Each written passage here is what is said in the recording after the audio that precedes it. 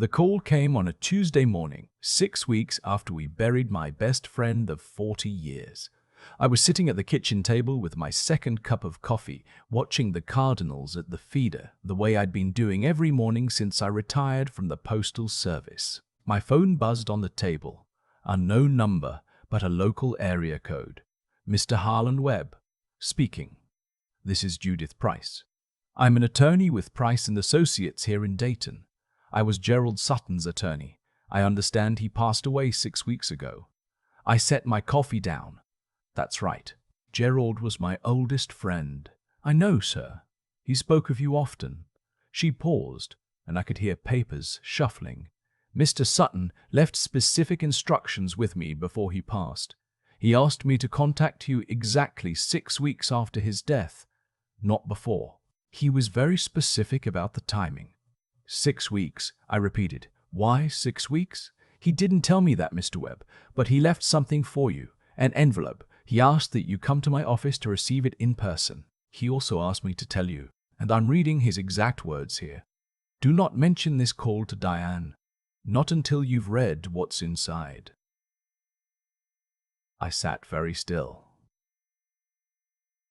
Diane was my wife. Gerald Sutton and I had been friends since 1983. We met at a bar association mixer in downtown Dayton. I was there delivering mail to the wrong building and wandered in by accident, and Gerald, who thought the whole thing was the funniest thing he'd ever seen, bought me a beer and kept in touch for the next 4 decades. He was a tax attorney. I was a letter carrier. We didn't make any sense as friends, and we were inseparable. He used to say that people get too caught up in finding friends who are like them. The best friendships, he told me once, at his kitchen table over a game of chess, are the ones where you can't quite explain them. He died of pancreatic cancer last October, 63 days from diagnosis to burial. That's the thing about that disease. It doesn't negotiate. I sat with him through the last 2 weeks at Hospice of Dayton. We watched old baseball games. We talked about his son, Robbie, who lived out in Portland and couldn't get back until the very end.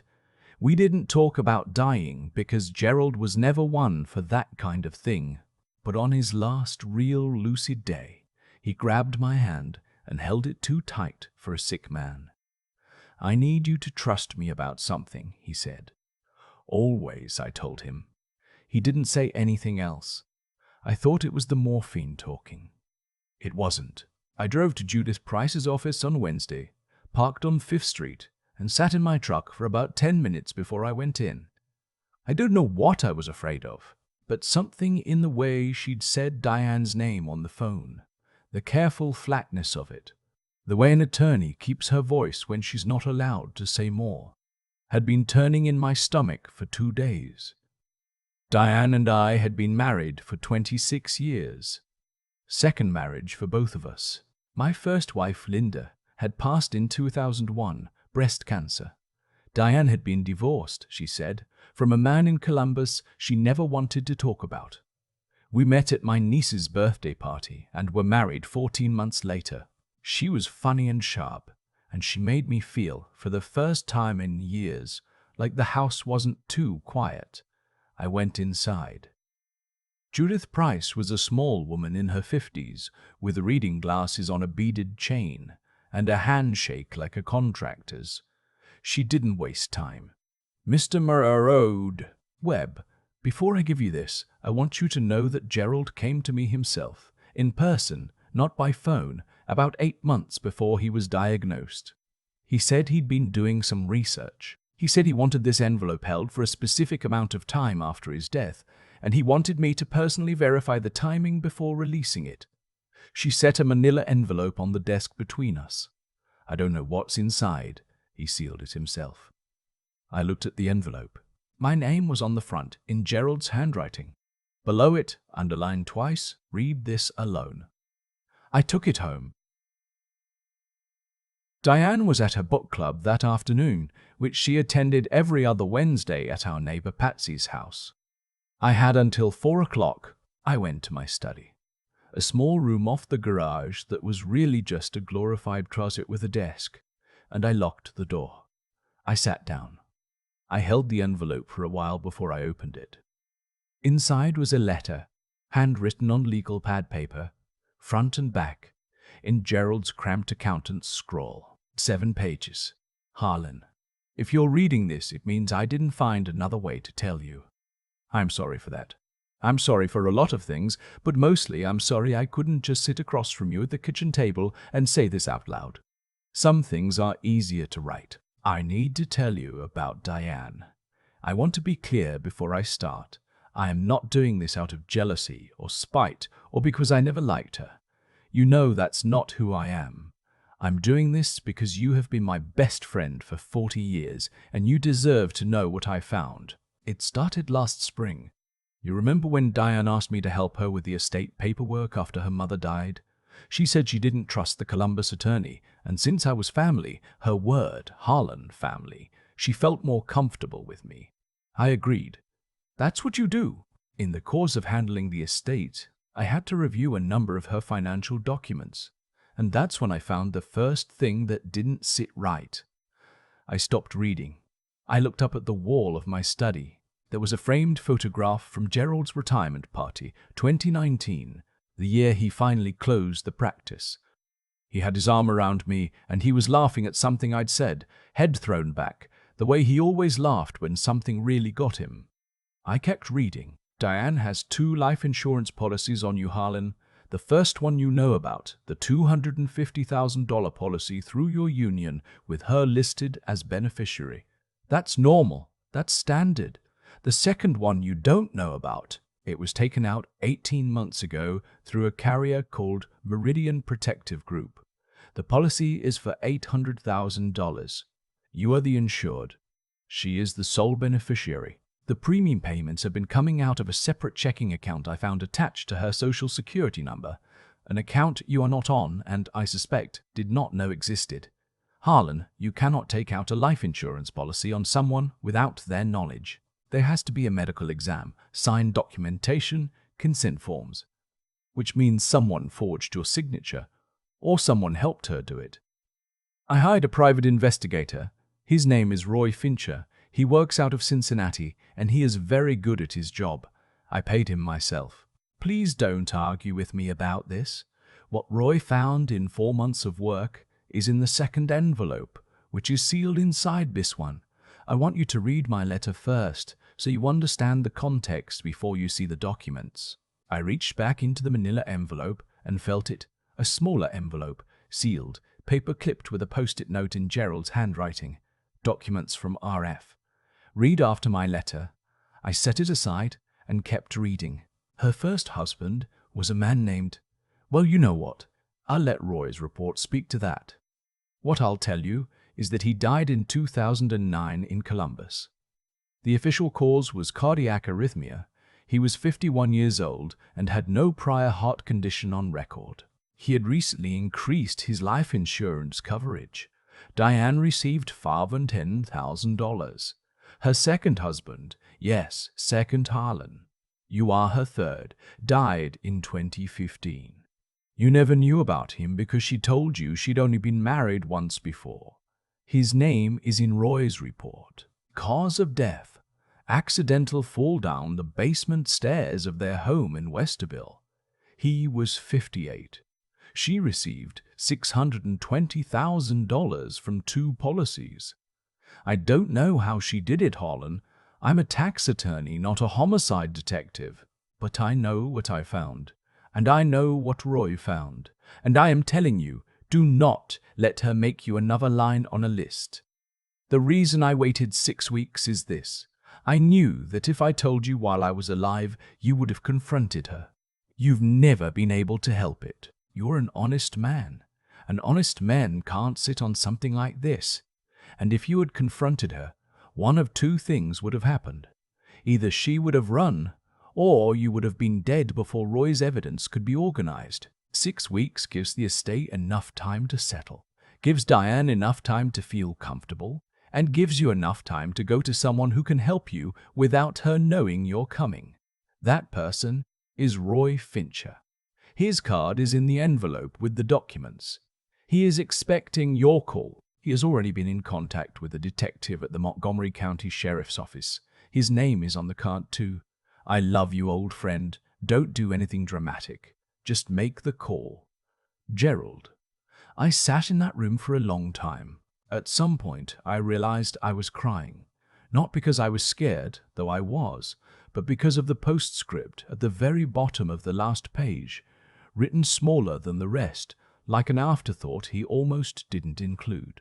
P.S. I used to think the best thing about getting old was that nothing could surprise you anymore. I was wrong about that. You surprised me every year, Harlan. You were a better friend than I deserved, and I was proud to know you.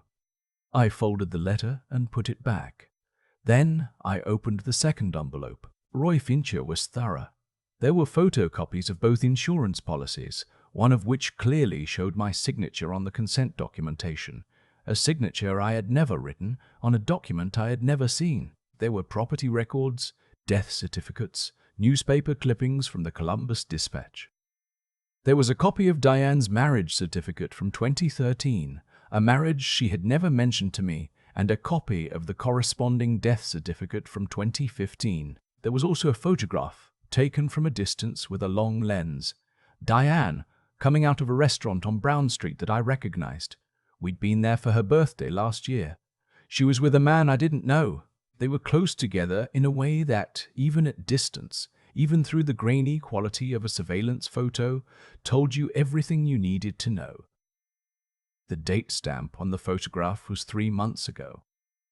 I called Roy Fincher the next morning from a gas station payphone on Salem Avenue. I wasn't even sure those still existed, but I'd found one, and I wasn't about to call from my cell. Roy picked up on the second ring. He sounded like someone who had been doing this long enough to have heard everything twice. "Mr. Webb," he said, before I could introduce myself. "Gerald told me you'd be calling. I've been expecting you." "How do I know how to do this without her finding out?" I asked. "You don't do anything," he said. "That's not your job. Your job is to go home, act normal, and let me finish what Gerald started. Detective Barlow at the sheriff's office has the insurance fraud documentation already. That's federal. The insurance company's fraud division has been notified. There are things moving that don't require you to do a single thing except not tip her off." "She's my wife," I said. "I come home every night." "I know," he said, "and that's hard. But Gerald was right about you. He said you'd want to confront her, and he said that was the one thing you could not do. What if she—" I stopped. I couldn't finish the sentence. "Don't eat or drink anything you haven't opened yourself," Roy said, matter-of-factly, the way someone tells you to check the oil in your car. That's not me being dramatic. That's just practical.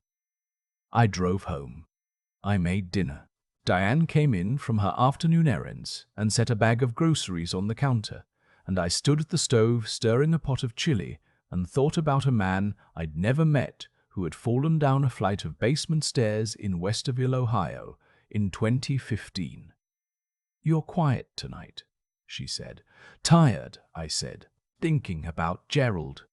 She came over and put a hand on my back, and I kept stirring.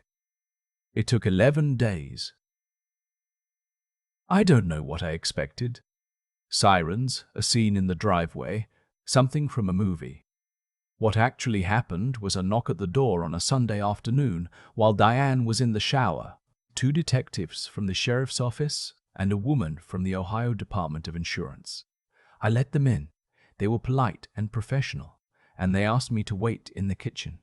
I heard her voice from the upstairs bathroom when they knocked on the door. I heard the water shut off. I heard the long silence before she came downstairs. I didn't go out to watch. I sat at the kitchen table and looked at the cardinal feeder outside the window, and I listened to the sound of my life rearranging itself around me. When it was over, one of the detectives came into the kitchen and sat across from me. He was a big man, mid-40s, quiet in the way that men get when they've seen enough that nothing shocks them anymore. "We're going to need a statement from you about the life insurance documentation," he said. "Not today. Whenever you're ready." "Okay," I said. Mr. Webb. He paused. Your friend, the attorney. He was very thorough. He was a good man, I said. The detective nodded, like he understood more from those 4 words than most people would have. I won't walk you through all of it. The statements, the insurance fraud investigation, the district attorney's office, the months of hearings. I'll tell you the parts that matter. The Meridian Protective Group policy had in fact been forged. The signature on my consent documentation was matched against the handwriting of a paralegal in Columbus, a woman with a prior fraud conviction, who had been paid $4,000 for the job. She cooperated with investigators in exchange for a reduced charge. The Columbus Police Department reopened the investigation into the death of Diane's second husband. Cause of death was reclassified pending toxicology review. I won't say more than that because the case is still ongoing, as far as I know. The man in Roy Fincher's photograph turned out to be a small-time contractor from Springfield who, when questioned, told investigators that Diane had told him she was a widow, that she was almost done dealing with some personal things. He was, by all accounts, exactly what he appeared to be. Someone who had no idea what he'd walked into. Diane was charged in Montgomery County with insurance fraud, forgery, and conspiracy. She pled not guilty. The trial is scheduled, though I won't be watching it if I can help it. What I keep thinking about, in the months since all of this happened, is a conversation Gerald and I had about 15 years ago. We were fishing at Caesar Creek, catching nothing, and he said, out of nowhere, the way he did, Harlan, what do you think the difference is between a good person and a bad one? I said I figured most people were mostly good, with some bad days thrown in. He shook his head. I think good people tell the truth when it costs them something, he said. The rest is just easy. I didn't know what prompted it at the time. Now I wonder if he was already seeing something in the people around me that I wasn't seeing myself. Or maybe he was just saying what he believed. With Gerald, it was often both. I sold the house on Rosewood Drive. Too many rooms with too many memories that had rearranged themselves into something unrecognizable. I rent a small place now, over on the east side, near my daughter and her husband, close enough to see my grandchildren on weekends. My son-in-law, a skeptical man, an engineer, someone who does not do anything without calculating it 6 ways first, came with me when I cleaned out the old house. He didn't say much, but when we carried out the last box and I stood in the driveway looking at it one final time, he put a hand on my shoulder and said, You doing okay, Harlan? I said I thought I would be. He nodded. Gerald sounds like he was something, he said. He was everything, I said. Just took me a while to understand how much. There is a cemetery on the west side of Dayton. Old trees, the kind of place that's been there long enough to feel like it belongs to the ground. Gerald is buried there, near his parents. His son Robbie had chosen the spot, and it was a good one, quiet shade in the afternoon. I go on the last Sunday of every month. I bring coffee, one for me, one set on the ground beside the stone, the way we used to do at his kitchen table. I don't know if that means anything. It means something to me. I told him what happened, the first time I came back after the arrest. I stood there in October, cold enough for a jacket, leaves coming down, and I went through all of it. Roy Fincher, Detective Barlow, the woman from the insurance department, the paralegal, all of it. I talked for a long time. When I was done, I stood there for a while, watching the leaves come down. You always said honest men can't sit on things, I told him. You were right. You just made sure someone else had to sit on it long enough for it to matter. I picked up my coffee. The Cardinal Frida was at home, but I'd been thinking about getting one for here too, in the spring. Thank you, I said. I'll try to do right by it. I meant the life, the whole unreasonable, surprising thing of it. That's what Gerald would have wanted.